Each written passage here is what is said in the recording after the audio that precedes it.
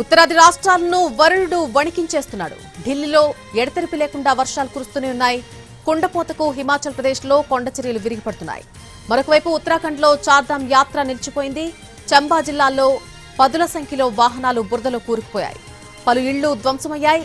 నివాసాల్లోకి బురద నీరు చేరుకోవడంతో స్థానికులు ఇబ్బందులు పడుతున్నారు.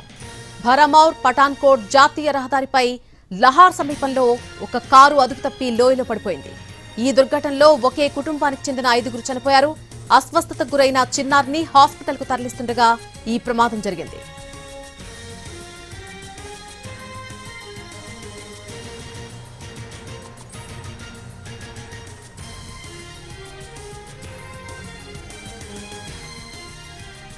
ఉత్తరాది రాష్ట్రాలను వర్షాలు కొమ్మేస్తున్నాయి. ఢిల్లీలో ఎడతెరిపి లేకుండా వర్షాలు కురుస్తూనే ఉన్నాయి. కుండపోతకు హిమాచల్ ప్రదేశ్లో కొండచర్యలు విరిగిపడుతున్నాయి.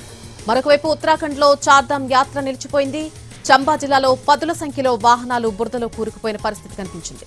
పలు ఇళ్లు ధ్వంసమయ్యాయి. నివాసాల్లో కూడా బురద నీరు చేరుకోవడంతో అక్కడున్నటువంటి స్థానికులు తీవ్ర ఇబ్బందులు ఎదుర్కొంటున్నారు. భరమౌర్ పఠాన్కోట్ జాతీయ రహదారిపై లహార్ సమీపంలో ఒక కారు అదుపు తప్పి లోయలో పడిపోయింది. ఈ దుర్ఘటనలో ఒకే కుటుంబానికి చెందిన 5గురు మృతి చెందారు. అస్వస్థతకు గురైనటువంటి ఒక చిన్నారిని హాస్పిటల్కు తరలిస్తుండగా ఈ ప్రమాదం చోటు చేసుకుంది.